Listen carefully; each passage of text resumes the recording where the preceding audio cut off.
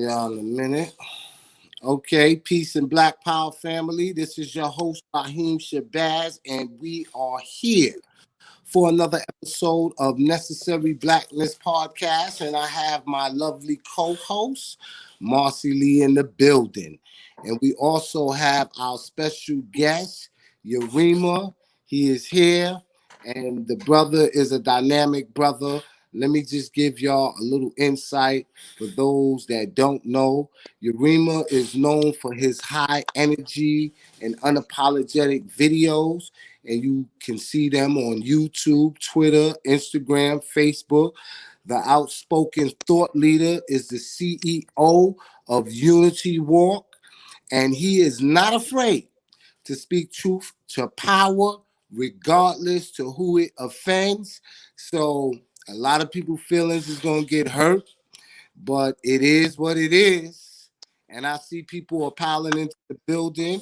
We have Ann Smile, L Captain, my brother Craig Jackson, and a few other people.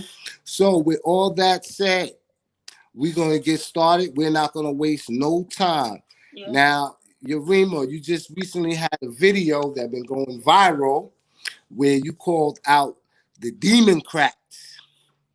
And everything you said in there, brother, I can say I 100% agree with you. Many people may not agree with you, but let the chips fall where it may.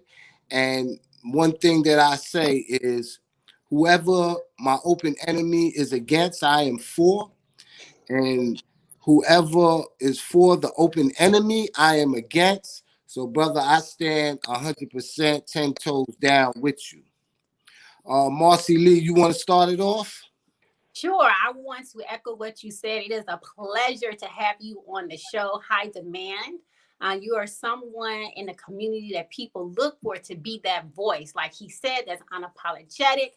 And I want to start off with kind of going to what he was leading to with the Democrats is what I feel like you coined it. I'm not sure, but you're the only person that I've heard using that language. But what do you say to Black celebrities who are calling Black people stupid or dumbasses because they're electing not to vote for the Democrats this time around? What do you say to that? Well, let's understand that Black celebrities, some of them are boule, many of them are sellouts, but they know what side their bread is buttered on. And when given the task, when called on, LeBron, when called on, they go do Massa's bidding for him, because Massa has set up a system where if you don't do his bidding, he can cut off your food supply. And so that's what I mean about the sellouts. They're in a position where they can say that because they have made a blood commitment with the same system and the same devils that are put here to annihilate us. So I have no respect for many of those celebrities, and the ones who do stand up. I think we see what happens to them, and so I always say, if you want to see who's real amongst your people, see who your enemy hates the most amongst your people. Nice. Speaking of who the enemy hates amongst our people, surprisingly, our beloved brother Ice Cube is getting a lot of backlash, not from the open enemy, but from our people. And it's real ironic that we talk about who's 2020 and that they have to come to the table in order to get our vote. So in all fairness, he went to both parties, and some people are saying that he made a pledge with the devil because he went and spoke with Donald Trump, which he hasn't spoken with him, and he made his clarification. He just presented his contract for Black America. What are your thoughts on Ice Cube being a thought leader and being able to do what many other people are not able to do, which is to get the attention of the masses of the world? Well, a few things that resonate with me there. One thing, we as Black people can't have it both ways. Mm-hmm. Meaning that you can't say tangibles 2020, tangibles are no vote, and then some tangibles are presented. A party is willing to take a look at those tangibles. So what we have to understand is there's a couple of things that go on here. Okay. Tangibles 2020, what that means, and I'm a business owner, so I get it. See, Black people want to cry. We want to stand back and cry and think that they're going to give us milk. Tangibles 2020 means a proposal or an agenda is submitted. The parties potentially look at that submission. Mm-hmm. And then if they agree to some of the terms or all of the terms or whatever, there has to be people that go to the table to negotiate that. That's how that works. It's not you make a submission or you scream and holler and they say, okay, we're tired of you crying, and so we're going to give you what you want. It doesn't work like that. So that means that somebody has to go to the table. If the Democrats were willing to take a look at the proposal or the agenda, which they weren't, they said, we'll take a look at that after the election. In other words, nigga, give us your vote like you've been giving us your vote, and we might take a look at that.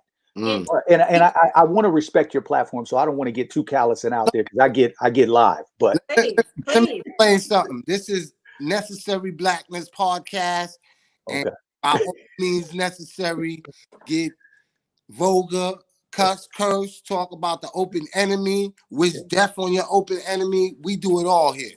yeah. Okay, so to follow up on something that you were just talking about, Mm-hmm. when we talk about the Democrats and tangibles, like you just mentioned, Mm-hmm. something that I was mentioning to my co-host the other day that I think that we really could do as a community is, since the Democrats has elected not to offer anything until after the election, hold their feet to the fire and make them promise or make a pledge that within their first 100 days that they will do something specifically for Black people. So what do you think about that notion of holding their feet to the fire and making them make a pledge to the Black community? I think the Queen, the premise is great. I think it's a great premise. The problem with it is that so that would be foreign territory for us. And this is what I mean. And no disrespect, I think what you present is absolutely right and exact if we were in our right minds. The problem is that this is how we get in this position today, because we've never held any politicians accountable. So to hold somebody's feet to the fire, the Democrats really are looking at us as they're looking at the next voting block as being the Hispanics. Mm. They're looking at us as becoming obsolete. Absolutely. They're not even really wanting to even talk to us anymore. They make a mockery of our community. They with people like Cardi B presenting to Joe Biden. I mean, they just totally mock us for a presidential candidate to jump in, a white candidate at that, who has shown that his racism in the past, who his mentors are known racists. His mentors, this is facts. So people can look that up. His mentors are known racists that were totally for segregation, said that they didn't want us in the same school systems. And one of his mentors out of Mississippi, I can't remember the devil's name, but clearly said that Blacks were inferior to whites. These were Biden's mentors. So for a guy like that to get on TV and say, if you don't vote for me, you ain't Black. I mean, every Aboriginal indigenous person in this country should feel a way about that. Like, did this devil really just say that? So we've never held their feet to the fire. My thing is, ultimately, my thing is we should have been, with everything we've gone through in this country, we should have had our own party. So holding their feet to the fire, no, what they should have done is they should have taken a look at that proposal before the election and said, okay, these are the things that we can take out of this, that we can get done. Specific tangibles for us as a community should not be something that's off the table or outside the realm of reality, considering that Obama gave specific tangibles to the Israelis, the Jews. He gave specific tangibles to the Native Americans. He gave specific tangibles to the LGBTQ gay community. So these were specifics. So to sit back and say, well, we can't specifically do anything for Black people, you're lying. You're liars. You don't want to do anything for Black people. And Black people need to wake up to that realization instead of trying to call it something other than what it is. Now you talked about holding their feet to the fire. We're gonna do a little something different, right? We're gonna throw their whole goddamn body in the fire right now. Because guess what? Yo, for everybody that's joining us, we got Yarima in the building. My name is Raheem Shabazz. I'm here with my co-host, Marcy Lee, and this is the Necessary Blackness podcast. So to follow up, right? One of the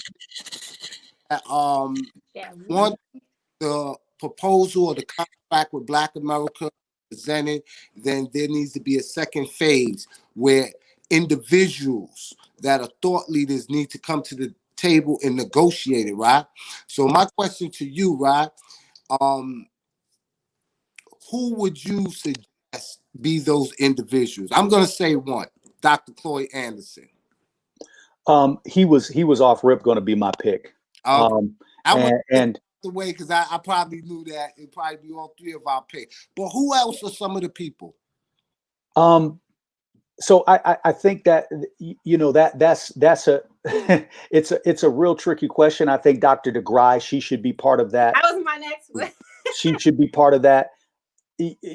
Overstand, Raheem, and I keep it real. Overstand that I'm right now. When you ask that question, I'm trying to literally sift through and eliminate the pulpit pimps. I'm literally trying to sift through and eliminate the sellouts in the Black community. I'm trying to Al Sharpton, but not only them. There's some that are on the conscious tip that claim to be on the conscious tip, but they really not. They for self gratification, self fulfillment. That's it. They could really care less about Black people behind closed doors. And I've been behind some of those closed doors with them. So I would my two picks off rip would be Dr. Claude Anderson. As a matter of fact, I don't see how you could sit at that table with a Black agenda without that brother at the table.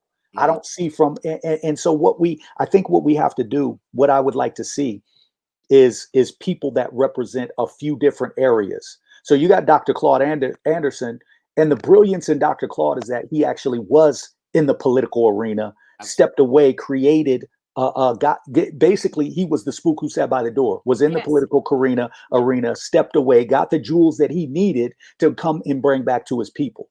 So he's created a blueprint. We just don't use it. Dr. DeGry, she's more on the psychological, the mental health type. She talks about the trauma that has been passed down throughout the canals of the slave system itself, and how we still deal with trauma and pain in our community, and how we never got any therapy for that. So I think you need people in areas of education. Every place that Black people were denied, that's what you need. Education, we were denied education, our ancestors, which put us at a disadvantage. That domino effect, because of not being allowed to educate ourselves, the domino effect of that was contracts, illegitimate contracts or fraudulent contracts that got land taken that our ancestors owned. So we need somebody in the realm of education, somebody in the realm of a land. These are tangibles that they can give to us. There's plenty of land in this country that is actually owed to us. We need people in the area of the medical field, not just Dr. DeGry, but others in the medical field. Why? Because we know that medical apartheid took place. So when we talk about these different areas, economics, we're in this position because whites are still 10 times, sometimes in some cases 100 times more than us when it comes to certain areas, home ownership, that sort of thing. So I think the focus needs to be in those main areas of Black living, communities, how the trickle down effect never took place. Those Reagan dollars never made it down to the Black community, nor those Clinton dollars never made it down to the Black community. So I think those areas we need to touch on. Yeah. I think that I believe her name is Michelle Alexander, the woman who wrote the new Jim Crow would be Yes. excellent. And also there is a journalist. His last name is Coates. He went to the House and Yes. spoke to them in regards to reparations. So I think there's so many people that have stood up for Black people, and we haven't heard enough of them. We're hearing so much from these entertainers, and not enough from our academic community. Well, I think too, I want to add something to Queen Marcy, is that I think that one of the problems we have, and that we have to get away from, I have no problem with those scholars, but we need to also be having people from the community at that table who's putting in work down here on ground zero, because a lot of times what happens is we're relegated to childlike status. Well, because I have an education or a degree.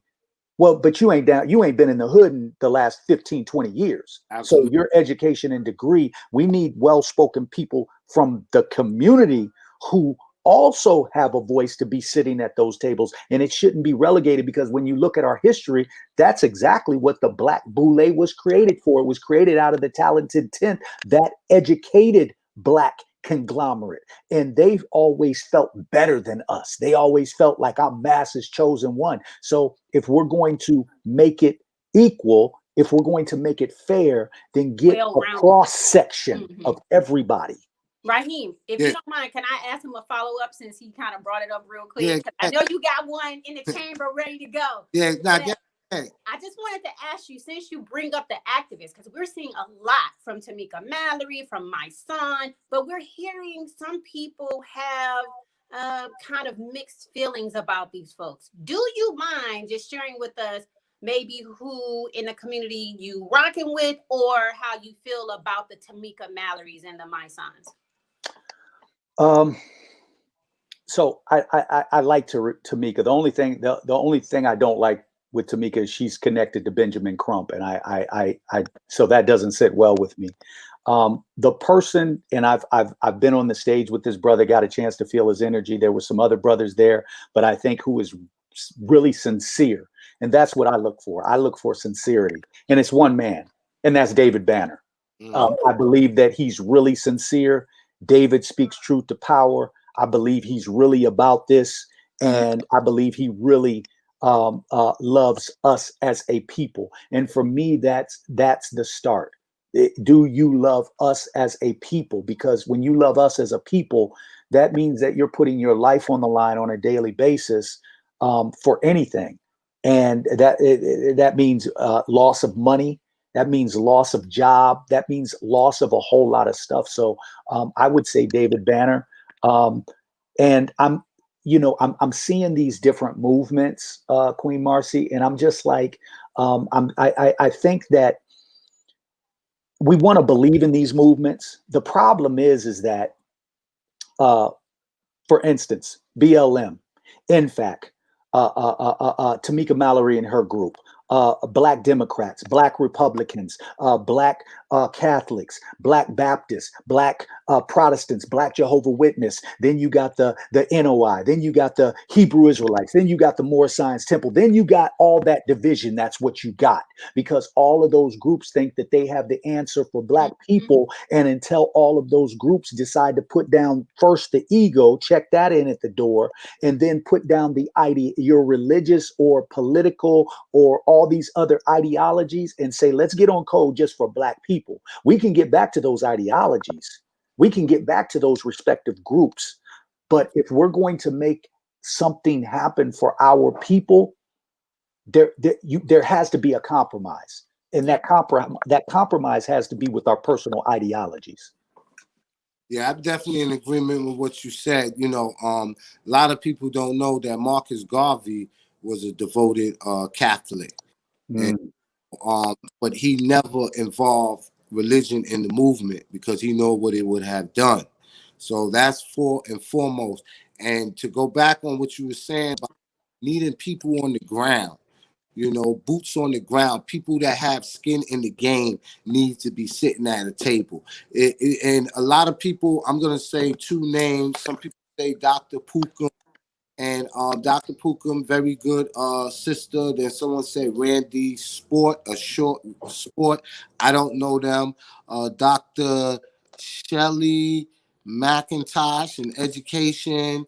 And that may be cool. These people may be cool. But once again, everybody people are naming in the chats have doctors in their name. And we have to stop looking to people just because they have successfully, most of them, not all of them, have been successfully indoctrinated in the European education and somehow have a degree, because there's individuals that's in the community that have solution to all of our problems, because they have studied the doctors. They have studied the mistakes that happened beforehand. And, it's just like with anything else. What you don't use, you lose, So you can have this book knowledge, but if you're not on the ground in the community, interacting with the people, feeling the energy of the people, knowing what the people want, then you can't really do too much. And I witnessed that when I used to travel around the country and I used to go and speak in these prisons, and people used to be amazed of the reception that I used to get from the inmates. And that's because I have skin in the game. I sat where they was at. I'm speaking the language of the people. And then here it is. You have the ex-commissioner of corrections, and then the probation officer, and then the police chief. They don't want to hear from them because they know that what I tell them, if they're successful in doing it and it keeps them out of prison, then all of them loses their job. And then we free the land and we free the people. So my next question is this, right? The Senate, they are meeting. I days go by so quick. I don't even know if they confirmed. I think her name is Amy Coney Barrett. Is that the name? Yeah. Yeah. Have you been hearing anything? Or have you been following any of that? Yeah. Yeah. Actually, One of the things that I read, and this was the other day, and it was talking about she couldn't be racist because she has an adoptive daughter from Haiti. People got to stop that. But she made a statement where she talked about her biological daughters, and she was talking about how they was gifted, and one was excelling extremely in mathematics, and she's going to be the mathematician of the family. And the other one, I forgot what she said her gift was, but she said the black daughter that she had, that she adopted from Haiti, when she got her, she was weak, she was broken, malnutrition, and now she's able to deadlift. If that's not a racist statement within itself, it's like you described your biological children, as genius, but the black daughter that you adopted, that she's able to deadlift, and it goes back to the notion of us being over, overwhelmed with strength and more stronger than the black Negro, the super Negro. So what are your thoughts on her confirmation to possibly be on the Supreme Court, the highest court in the land? So I want to touch on a couple of things you said real quick, Raheem. One, white people tend to have a savior syndrome, so they want to adopt black children. Many times in those cases, black children are mistreated. The other thing is that I think we have to come to a realization. I would challenge people to step outside themselves and really look at what's going on. So the way you just broke that down, how she looked at her daughters as being gifted, and the adopted daughter can deadlift. The way that Biden talks about poor black children are just as good as white children, and these other stupid asinine statements that he makes, the stupid things that Trump said is out of his mouth. I think the reason we need to challenge ourselves to step out of ourselves and really take a look at ourselves is because of this. Who's the idiot, them or us? because we're even talking about voting these idiots in. So I mean, when you add it all up, we actually are the ones that are crazy for even playing this game. But as far as herself, I'm more concerned. So Supreme Court is for life. We know that that's a life thing. My concern with her is that outside of her racist rhetoric, and most of them don't even look at it as race. They don't even know they're being racist. They've been racist so long they don't even know it anymore. Like there's no compassion or anything. But outside of that is my concern with her and anybody else right now is her ruling or looking at the 1905 ruling from Boston, where talking about the mandatory vaccines. And she was for it. She's for it. And she's made no qualms about being for it. So that's my issue with her, is that she shouldn't be put on just for that. Yeah. And so now there is talk and speculation that Trump didn't know that the picks that come through like that, he is handed a list of picks and he didn't know. Well, you should know. So there's no excuses. You should know if you're nominating somebody to go on the Supreme Court, which is a life term, you should know who you're putting on the Supreme Court. So she might not be as conservative as people think she is, but that type of vote right there with mandatory vaccines, that affects all of us. And we all should be afraid of that. We all should be scrutinizing that Senate hearing. We all should be watching the outcome of that. And we all should be, again, if we're holding, if everything was the way it's supposed to be, holding these politicians and Senate leaders and congressional leaders to holding their feet to the fire, we would be holding all of them accountable, because we're the ones that supposedly vote them in. So I think it's interesting that you bring that up in two parts, is that the Trump supporters, who seem to be very vocal about not wearing the mask, would have a huge issue with a judge being appointed who is for mandatory vaccinations. That's one thing. The other thing is, I did remember seeing a post that Joe Biden said that if he were to be elected, that he was going to make it mandatory for everyone to get vaccinations. Do you think that people are paying attention to that, or do you think they just overlook it because they're focused in on Democrats versus Republicans? I think it's the Democrats versus Republican, and I think that we live in such a hostile political realm right now. So the Democrats, their whole thing. So even when you talk to the Democrats, this is how you know that we're not politically astute. And to your question, Queen Marcy, or analogy, I think it's interesting for the Trump people. Let's get on the Republic clans real quick. For the Republic Klan party and the Trump supporters and all of that. It's interesting because this is what Trump said. He was asked a question: should the government require children to be vaccinated for preventable diseases? He said, no. Fund public ad campaigns about the risks and benefits instead. So even if his supporters were paying attention, they would be asking him, like, what the hell did you nominate this woman for? But same thing with the Democrats.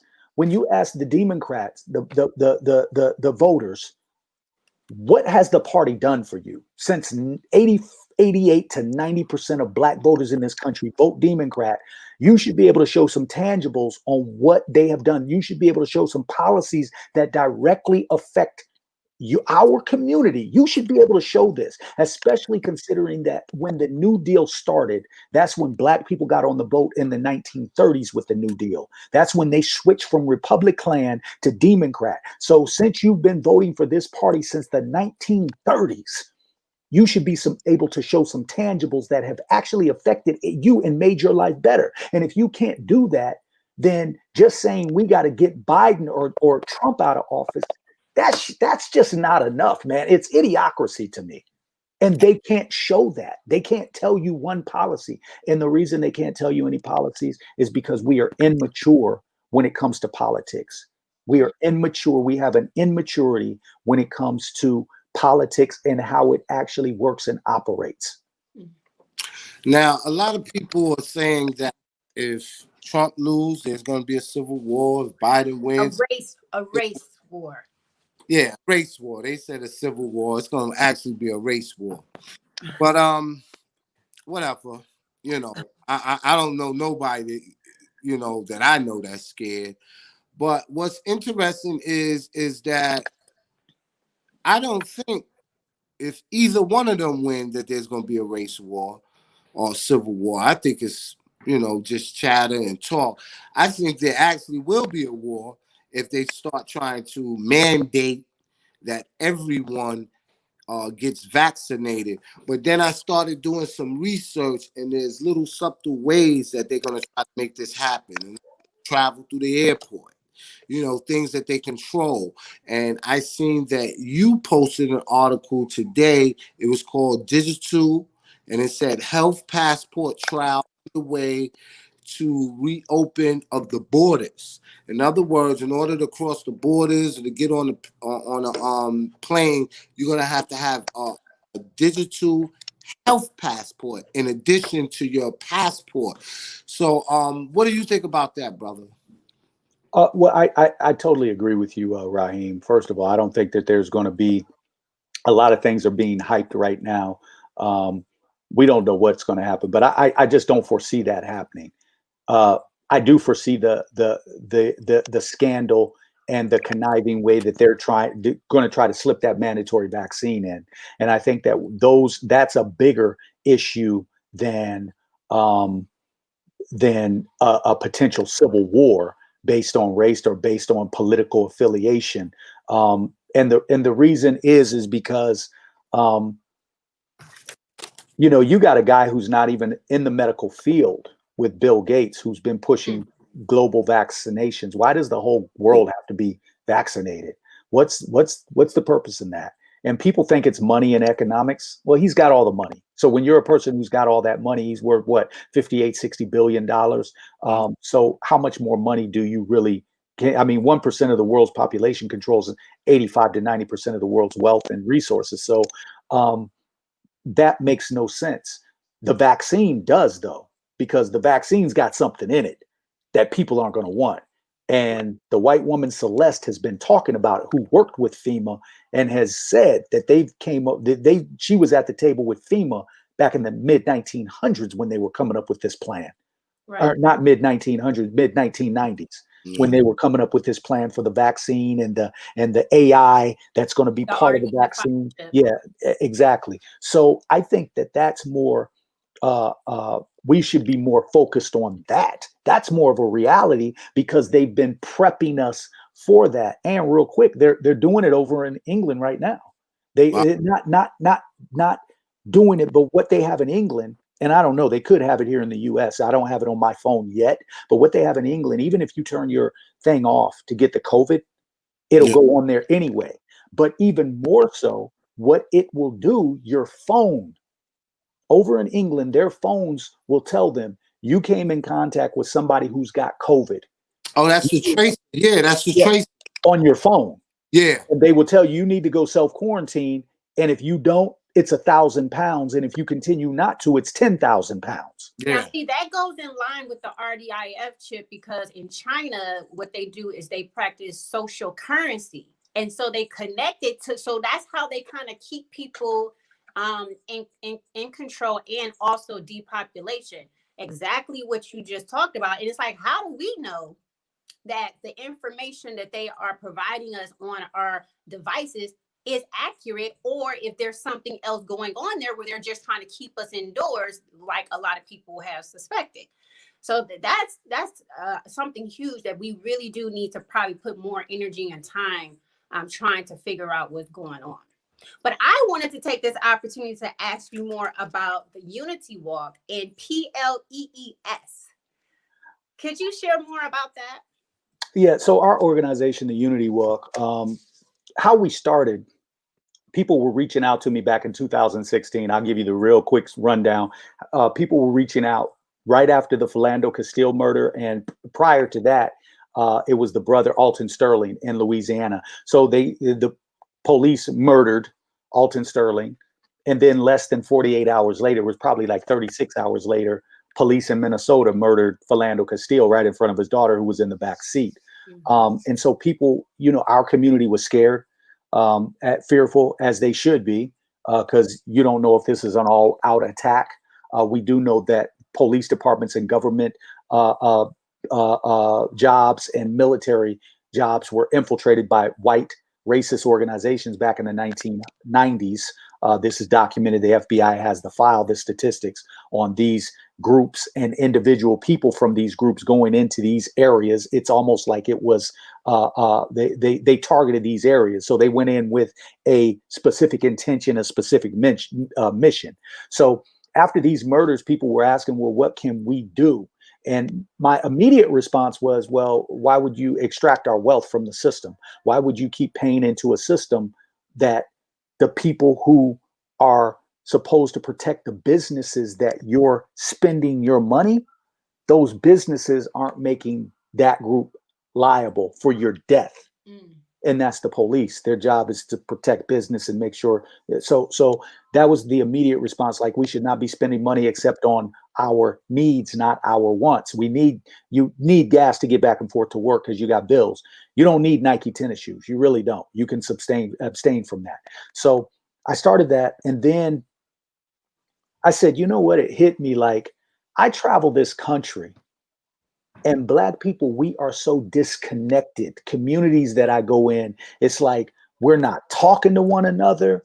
We don't speak. We got our heads down. You open the door for somebody, they looking at you crazy, like, what is this for? I mean, just simple things like that. So I said that we have to get off this social media stuff and get in spaces together. Forget social media. Because I use this only to disseminate information. That's all it's good for me. But we need to get in spaces where we can laugh together, where we can build together, where we can strategize together, where we can talk to one another again. And so that's how the Unity Walk was born. When it started, it really took off like a flame. They was having them out in Compton, California, to Tulsa, Oklahoma, to Chicago, Illinois, all across the country. Then it kind of tapered off, and then we had a real comeback in into 2017, 18. That's when we became a nonprofit, and our purpose is to go into communities and help to provide a blueprint for how those communities can become sustainable with their people, as opposed to always depending on outside sources to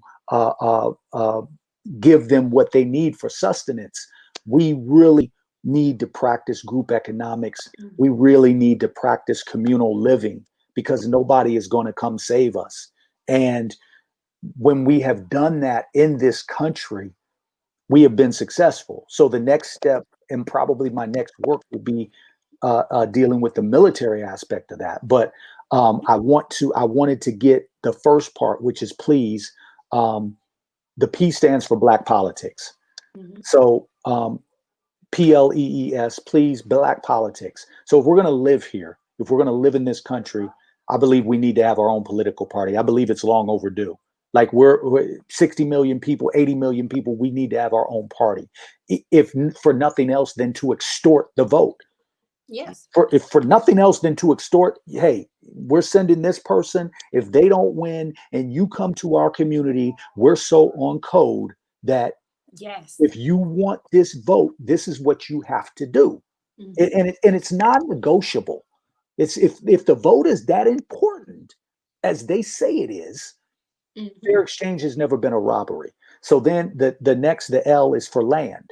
If we live here, we need to own a piece of it. We need to own. I don't care if it's an empty lot in the community. How many people I know live in the community for 30, 40 years and they don't even own the home that they live in? It's ridiculous. So we have to start buying and getting land and ownership. I'm all about ownership. The next thing is economics. So I'm looking at the playing field and I'm like, okay, why don't we have a Black PayPal? Why don't we have a Black Cash App? Why don't we have, a Black or at least a conglomerate of Black credit unions? I'm not so big on banks because banks are still tied in with FDIC. Credit unions have a little bit more leniency. You have a little bit more of a vote in a credit union. As a matter of fact, the difference between the bank and the credit union, you could have $5 Your vote is just the same as the person who's got $500,000 in their account. You still get a vote. So I think that that's important. That you can see that's tangible. You can vote for this person to be the CEO. You have a say in that. So the next thing is education. Malcolm said, why would you give your children to your enemy to educate and expect them to give them the tools that they need to not only survive, but to make it and actually overcome? So we need education from a Black perspective, from an Aboriginal perspective. And there's nothing wrong with that. We shouldn't feel any type of guilt. We shouldn't be feeling any type of, I don't know, because white people give it to their children. So we need to be giving education to our children because it's a tool that they're going to need to make it into the world. And we don't give our children the tools a lot of times that they need to survive out here in this cold, heartless world. And then finally, spirituality. And the spirituality piece is because we're all spiritual beings having a human experience. Really, we're trapped in this body of flesh. The thing is that I wanted to make sure that we are separating from the religious ideologies. I want to be able to break bread with everybody. Yeah. I think everybody should be able to come to the table, but you can't come to the table, at least in this organization, trying to push a particular religious ideology concept, because at the end of the day, this is what's targeted. So let's strategize, figure that out, figure how we can protect one another. Our Black women in this country should feel protected. Our Black children, whenever they step outside the door, they should feel protected. And many aren't. And that's a problem. And religion isn't going to change that. It hasn't yet. And I end with this. I think we have to realize that, Brother Raheem, when you mentioned Marcus Mosiah Garvey in his movement, he probably had one of the greatest movements in this country. It was very impactful, and the numbers prove that. But I think we have to take into account, and I've said this before, and I'll say it again. If we're having the same problems in 2020 that Marcus was having in the early 1900s, if we're talking about the same political jargon and rhetoric and BS in 2020 that Malcolm was giving us in 1963, 1962, if we're talking about these same problems, then the problem is no longer them. The problem is now us. We have to come out of this conundrum in this box that we're in. If it's not working, then we have to find another way. And thus far, it hasn't been working. You're 100% correct. And I think, I'm really looking at this generation and I'm like, wow, and I think this generation is going to be the generation to really move us forward. And probably the generation after that is going to see the liberation, the freedom, justice, and equality that we all hope to see. Some people don't see it because what a lot of people do, and we have to stop doing this, is thinking that everybody get on code. If 25% of Black people get on code, we can do some things. If 5% of Black people get on code, we can do some things. And you're never going to have everybody on code. It's not going to happen with the Hispanics. It's not going to happen with the Europeans. But they do, the majority of them do get on code. And I think that's what we are moving towards. When we talk about banks and starting business, just recently, Killer Mike and Andrew Young, they just opened up a Black bank. You have One United, which is a Black online bank, one of the biggest in the world. So I'll see our people leveling up, getting to the bag and becoming economically sustainable in the white man's world. But we definitely do have to do more. And that leads me to my next question, right? I wanted to ask you, what do you think about non-foundational Black Americans who try to shoehorn their way into the legacy of oppression when they haven't went through the Peculiar Institute of Slavery. They haven't went through Jim Crow, Reconstruction, and they damn sure ain't been catching hell from the white man in the last 300 years when they tried to come in and, I want to say, co-opt the movement or speak with vitriol towards Black people.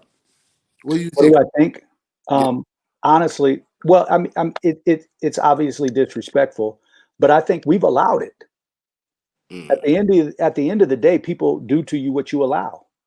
So, we've been buddy buddy. We've been inviting everybody to the barbecue, and when you invite everybody to the barbecue, sometimes they get very comfortable when you allow them to. When you allow them to have the full plate, and they shouldn't have gotten in the door in the first place. So what happens is it becomes a domino effect. So you invited me to the barbecue. Well, if I'm white now, I can use the N word, and this group right here might be cool with you using the N word. This group over here might smack you in the mouth. Now it's a conflict between two groups because, well, my white friend should be able to use the N word. No, he shouldn't. Get out of here with that. And so it's the same thing with the non-foundational Black Americans who want to come in and try to hijack the movement. We've allowed it. And that comes from a place of not being on code. Raheem, you are absolutely right. All white people don't necessarily get on code. But Hispanics, Asians, other groups. But this is what happens, and this is what we have to get. A group of white people will get on code. They'll be making some moves. Guess what? The other ones just stand down. They don't say anything. They just stand down. They might not be with, you don't know if they're with it or not. They're just allowing it to play out. Mm-hmm. See, we want to get in each other's way. If you got a group of people, Black people out here making moves, doing it, just stand down and stay out the way and let them work. Yeah. That can be more progressive as far as being on code. But what we want to do is we want to stand up against that. We want to call that out. We want to, this, that. And usually when we're doing it for the same establishment that this group over here is trying to conquer. Ice Cube, same Ice Cube. Everything you just said. Do you think that has a lot to do with what Dr. Joy talks about in regards to the trauma? Post-traumatic slave syndrome. Yeah, because I'm with you. I see so many great speakers and people who have an audience, who have great ideas. But what I see more often is them fighting each other. Mm-hmm. And I'm like, man, if people could just work together, we could really get some things accomplished. I'm able to see the greatness in someone, and I'm able to see when somebody needs to chill out, like calm down. Mm-hmm. But it's almost like when you have certain people in the community come to those people and say, like, hey, chill out, they get really aggressive and then just turn on everybody, and then it turns into a big mess.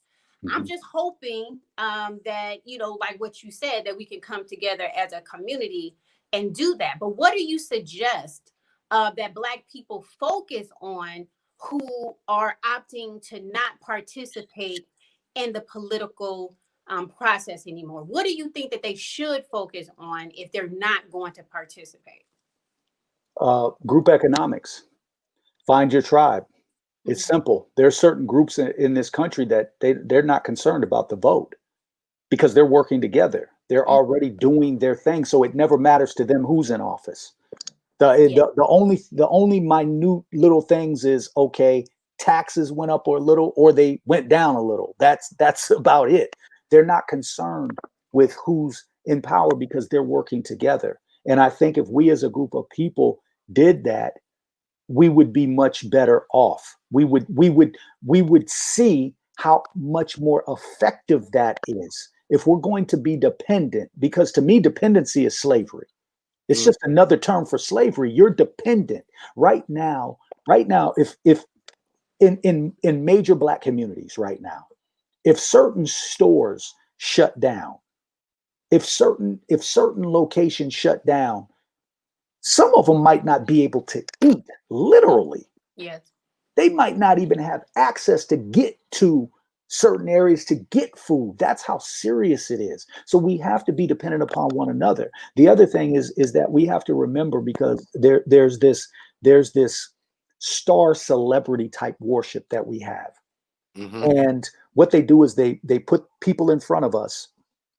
And because most people are in tune with vision, they're watching this one-eyed devil, and they're like, oh, look at her, look at him. But you don't know how this person is living at home. You don't know the trials and tribulations. All you're seeing is the glitz and glamour when the makeup is on. Right. But these are regular people behind closed doors, so they have regular deficiencies in character, just like the rest of us. So when we see these groups, my suggestion would be understand that everyone has deficiencies in character, because what we tend to do is we tend to put leaders, or who we perceive to be leaders, on such high plateaus. We don't give them no room to grow. We only give them room to drop. Mm. And if something that is perceived as scandal, or something is perceived as not right, they're at the ceiling already. So all they do is drop. And we're not taking into account people have deficiencies. They're human. Right. So they're not perfected. They're not perfected beings. It's just not. You're 100% correct. Now, I like when you said dependency is slavery. We know that the Honorable Elijah Muhammad has been preaching when he was amongst us, do for self. We continue to say do for self. We talk about boycotting, and I tell people all the time there should never be a boycott. What it needs to be is economic embargo, where from this day until infinity, we're only spending money with Black people unless it's, this situation where you have no other choice, and that's what we have to do as a people. And it goes to one of your quotes that you said, and I seen a lot of people, there was comment on it, and you said, Black people don't want nothing except white acceptance. Mm. All right. You want to talk about that? Yeah. So one of the greatest, I think one of the greatest events we can say we've either read about, or some people are alive who have viewed it. And it just lends credence to the power that we have as a people that we refuse to use. So the Alabama bus boycott. Mm. But see, boycotts like that takes discipline. It's strategy, but it takes discipline. That group of Black people walked to work. They were willing to do that for over a year, until the bus system was like, we can't economically, we can't stand it. We as Black people could have been crushed the system economically, just by not shopping, just by being disciplined and saying, I'm not buying your shirts, I'm not buying your shoes, I'm only going to buy my wants. Yes. Or by wing, because we have people that are doing their thing, like you, brother. And I want to show the audience I'm winging it out today. And by the way, I love your apparel, brother. I really do. I I appreciate appreciate you. But when I made that statement, it was based on the fact that year after year, or every 4 years, every 8 years, to me, the voters' game is a begging game. And you beg. Why do people beg? Because they have no negotiating power. They have nothing to negotiate with except themselves. That's it. That's why you beg. When you see a person on the corner begging, and you don't know if they're playing or faking nowadays, but if they're begging, it's because they don't have anything to give. They're trying to get. We don't have anything to give. So when people stand up against, and I'm not all the way in on Cube's thing, I'm not all the way in on it, but when somebody is trying to do something, and you're over here at the Democratic Party and they're offering you nothing, that's what I meant by that. Right. We don't want nothing except white acceptance, and that's not acceptable. And it's clear. You see it. You see it in certain jobs. Some people are just happy to get a pat on the back from white people, and it's disgusting. Yeah. It's Right. disgusting. So They measure their every movement to what white people are doing. Like, oh, if it's okay for white people, it's okay for us. But I agree with you. We need to be on our own wavelength, trying to yeah, figure out our own stuff. But exactly. we're coming close to the end of the program. So I wanted to give you an opportunity to speak on anything that you feel like is pressing, that people need to know about, that you just want to share with the people. So first of all, I want to thank you, Queen Marcy and King Raheem Shabazz. I love you both. And matter of fact, it was great seeing you all recently. So I appreciate that in person. The one things I want to say is that until our people are not being traumatized, until we have communities that are producing the best that we can produce in our children, in our women, in our men, Black people, we're at war. Mm. And you can fight that. You can try to block it out. You can try to put blinders on. But until you get into the rhythm of the war, if you never get into the rhythm of the war, continue to take losses, because that's what's going to happen. So we have to come to a point where we get into the rhythm of the war. We are under attack. And, you know, for those that live in communities where they don't see that, or they don't, okay, you're good then. You're good for now, until they come for you too, because you always get your nigga wake up call. They'll always give it to you eventually. So, but we're under attack. We all we got. Hashtag we all we got. Like until we come to the realization that our dependence on one another. Brzezinski, military guy. As a matter of fact, his daughter, I can't remember her name, but she co-hosts with Joe on Morning Joe on MSNBC. Mm-hmm.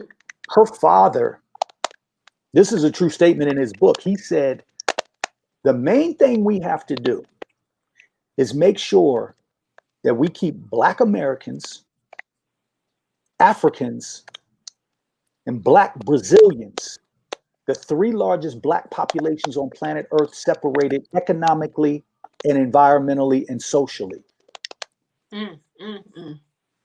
Division. And so they plan for us. We don't plan for them.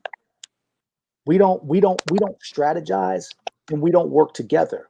We could change this overnight just by working together. Sitting down at round tables, strategizing, and then going out and executing. Literally, this could be changed overnight because we're a brilliant people. We're too smart of a people to be in the current position that we're in, to be begging Democrats, literally, who have said that they're not giving us anything. Kamala Harris said, Black Americans, I'm for all Americans. So you got nothing coming. Joe Biden, no to reparations, but yes to police. so until we come to that realization of getting past, we want nothing except white acceptance, we're going to stay in this conundrum. We're too smart for this. Can I ask a follow-up question? Say it again. Can I ask a follow-up question real quick? Yeah. Go ahead.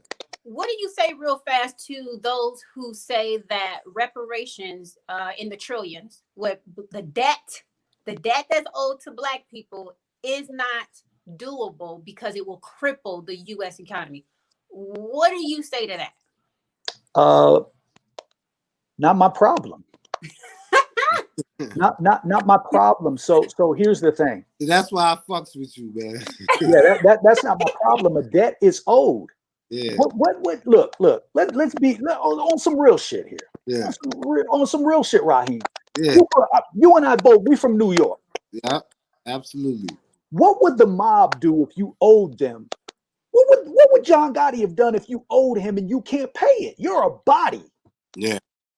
He like, oh, I can't pay you. Oh, okay. I mean, it would just no, not my problem.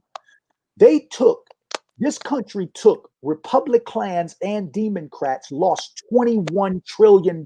They said they just lost it. Can't find it between 1998 and 2014. $21 trillion. The country is 40-some trillion dollars in debt. But you can go give the Native Americans, you can give the Anti-Defamation League, you can send $3 billion every year for the last 30 years to Israel. Pay us our money. You got it. Don't give me this shit about your crip, because when you pay these other countries, when you put money into the military fund, you're not worried about crippling the economy then. It's only when you talk about us and paying us what you owe is that you feel like, oh, it's going to cripple the economy. Let it cripple and bust. That's your problem. You shouldn't have charged our ancestors free labor for over 300 years and tortured and maimed our people. And now you don't want to pay. Not my problem. Right. And guess what, man? When we come for ours, we going to say paper or plastic. You give it to us, yeah, we can work out a payment plan. You know, something that, yeah. But I'm gonna tell you real quick. They can keep that fiat currency in my case, because I know it's not backed by gold. Give me the land you owe. Yeah. Give me the land you owe. What about I'll get my own reparations. Just give me the land, millions of acres. What about Bitcoin?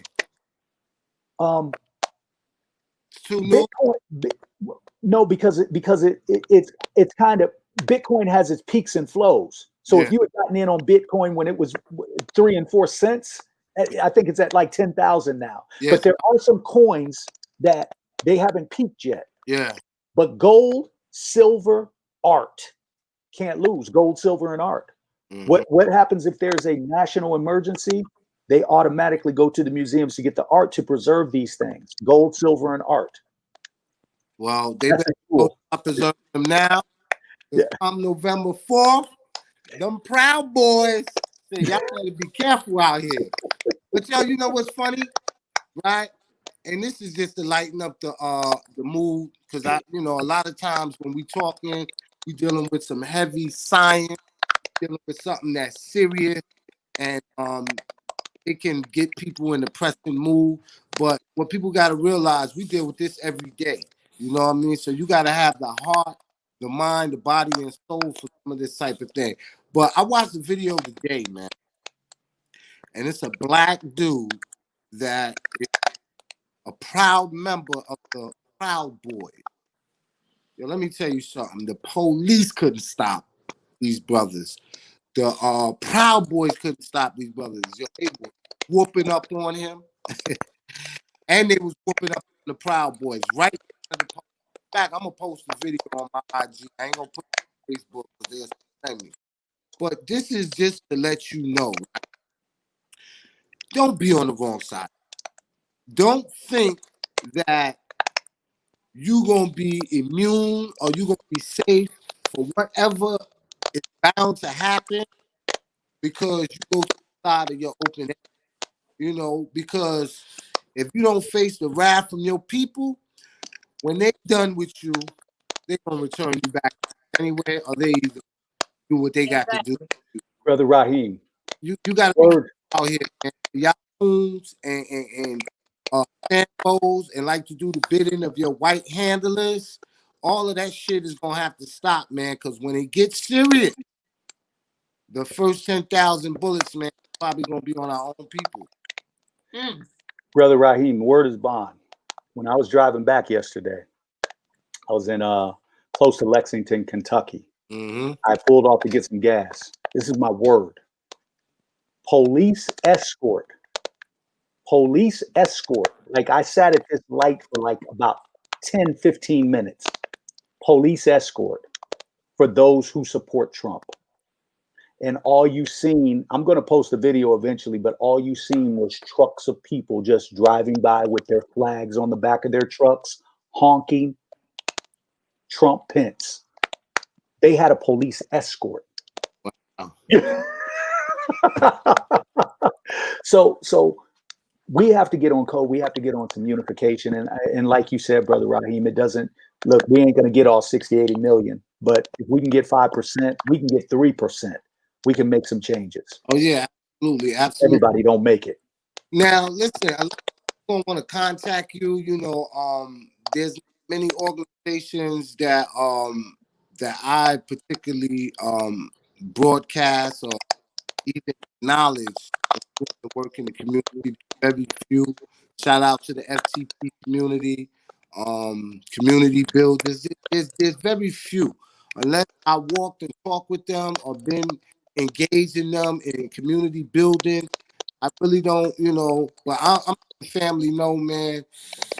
The Unity Walk is an organization y'all need to be a part of. How can they donate to your organization? Because freedom is not free. And when do you have, well, you ain't gonna have another event time soon for COVID, but it would definitely be ideal, man, if you could bring that to Atlanta. I would love, me and Lee would love to help you with that. We need some unity in Atlanta. But where can they go to find you at? Where can they go to donate money? And I know you'll take the change that jingle, but you love the money that folds. So where can you go? So people can donate. We actually got a GoFundMe going on right now. You can go to the Unity Walk called Building Our Own Community, which is what our current project is. I believe that we have to get our people away from the trauma and create a blueprint so that others can kind of step out, look in and see, okay, this is how a community should be thriving. This is how community members should be working together. So it's not about talk anymore. It's about you have to show and prove. So they can look at the GoFundMe Building Our Own Community, or they can just go to Cash App, $, the Unity Walk, or Cash App, $, Yarima Karama. You can find me on the usual suspects: Facebook, Twitter, IG, and I have my own app. So you can go to www.yarimakarama.com. You can download my app. Make sure you turn the notifications on, because I do put up videos that I don't put up on other outlets. So it's my own app. You can go there. It's got a chat in it. So this is a way that we all can communicate, get off their platform if we want to communicate some serious stuff. And I'm the one that runs it. So there won't be any Mark Zuckerberg taking my stuff down, because it's me. So if you have something you want to send, I would love to put it up on my app. I want to advertise your stuff too, Raheem. So please send me that. But that's where they can find me. They can PayPal, Zen, Venmo, Zelle. I'm on all of those. Everything is Yarima Karama. So just punch in Yarima Karama and you'll find me. Right. Okay. The app also has 24/7 music that's appropriate, that you can listen to, and you ain't got to worry about somebody that you're not really feeling coming on there. I downloaded the app. Oh, you on my app, Queen? Okay. Yeah. I gotta download it. Yeah, it's got the music on there. Words, and then Moss, we're gonna let Queen close it out. I want to tell everybody, I've been following this brother for some time, and we happened to physically meet in the physical form at an event where the brother was looking at some land, So when you talk about land acquisition, matter of fact, I bumped into you again, a situation surrounding some land, and I know you don't talk too much openly about it because everything ain't for everybody, and a lot of times you don't prematurely put something out in the universe because there's a lot of haters, all those other type of people out here. But family, if you have an organization or you have a civil rights group or any type of functioning foundation or anything where you are bringing people together and you're talking about freedom, justice, and equality, if you're not discussing land acquisition, then all that shit is just a study group. So make sure, man, that you're really serious about this land. And I want to leave y'all with a quote from my great grandmaster teacher, Dr. John Henry Clark. And he quotes, "The Bible tells us that the meek shall inherit the earth." But Dr. John Henry Clark said, "The meek shall inherit nothing but more change." Stop being meek, stop being docile, stop being humble to your open enemy. Oftentimes we find that we're more hostile to the individuals that live next door to us, the people that look like, that have melanated skin. We see every single day. But when the open enemy comes, we pull out the camera, we video, we record. We're going to have to stop that shit, man. We're going to have to get on cold. I'm going to say peace and black power, and I'm going to let Marcy Lee close it out. Queen is going to close it out today. So I want to thank the Necessary Blackness podcast for tuning in and helping us speak to and listen to the wisdom of our guest, Yarima Karama. I want to thank my co-host, Raheem Shabazz, for holding it down. And check us out on social media, and we'll see you next time here on the Necessary Blackness podcast. Where you at on social media? You got to tell them. Forever Marcy Lee. Check me out. Also, come on. We got them here. You got to let them know. The book is done. The second book. Yes. My second book, Fun in the Snow, is the second of a 4-part series. The first one was Fun in the Rain. You can check them both out on Amazon.com. And if you're here in Atlanta, they're also at the Black Dot Culture Center. And those are books that are child appropriate. And those are children books. All characters are melanated. And these are books that express who we are and how we see the world through a cultural lens. So it's very important that we continue to support authors that put out books that resonate with who we are, and those books are appropriate for our children. So make sure y'all go to Amazon. Make sure y'all purchase that. I got the Wingy Apparel, wingyapparel.com. Also, you can go to elementarygenocide.com. Get the 3-part award-winning series documentary. You got anything else you want to add, Yarima? No, I do want to. One last thing. Our organization. Selling? What's that? You ain't got selling no product, nothing? Well, oh man, I should have had my stuff out. So I got. Let me see. I got my book. You can see the cover. We talked about it. But my book, please. Mm-hmm. Oh, okay.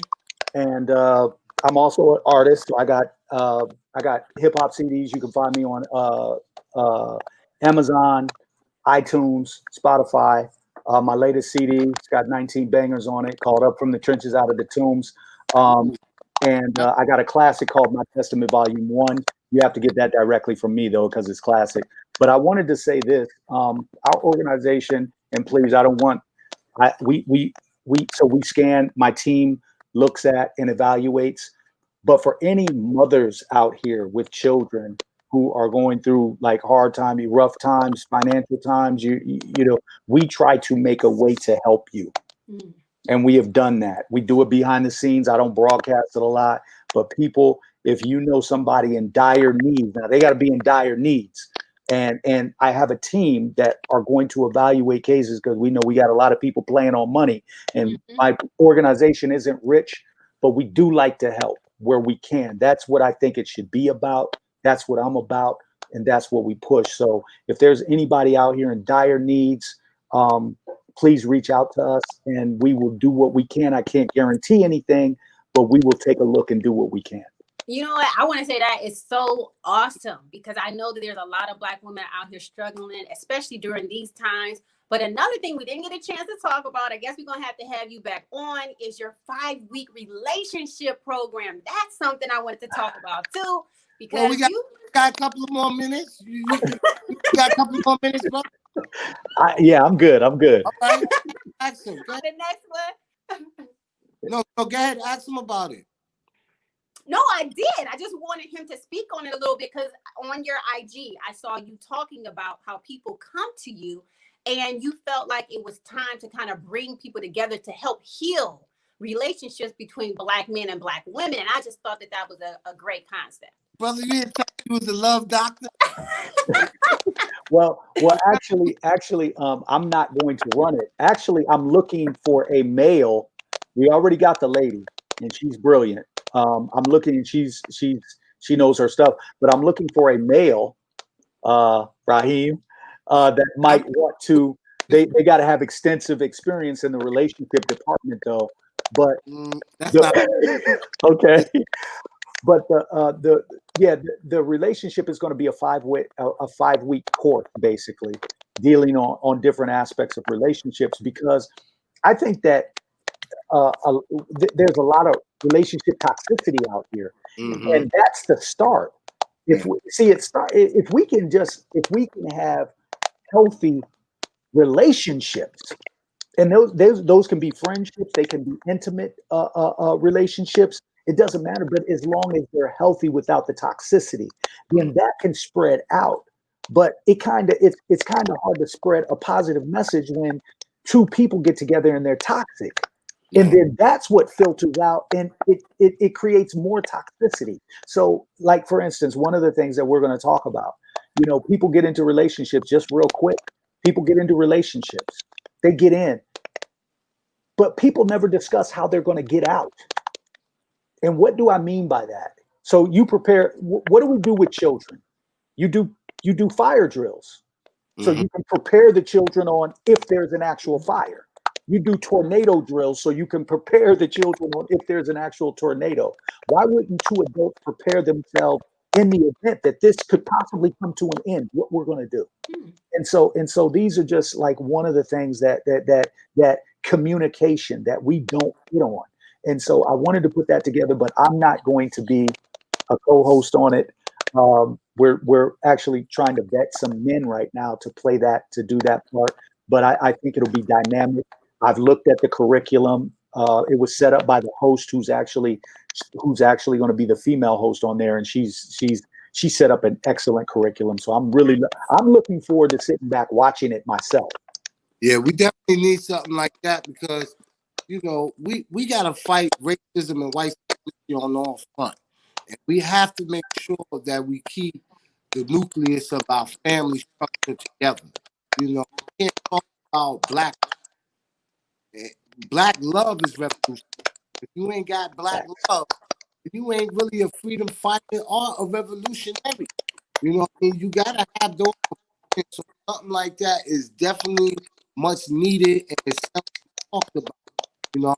Unfortunately, I'm sorry I couldn't be one of the hosts, but I might need to come in and evaluate, how to move through things and find out, okay, this is what we got to do. All right, this is what we got to do. And then you never know, man, what can happen for me. Exactly. It's all about growing. We grow from the cradle to the grave. So absolutely. All right, man. So I'm gonna say, man, Yarima, we held you long enough, man. I definitely appreciate you, man. And know this for sure, man. Anytime that you want to come on, man, there's an open door policy. You want to, brother, man, that can call me direct. Let's make it happen. Thank you, brother. I Thank appreciate you. you. Thank you. All right, peace. Peace.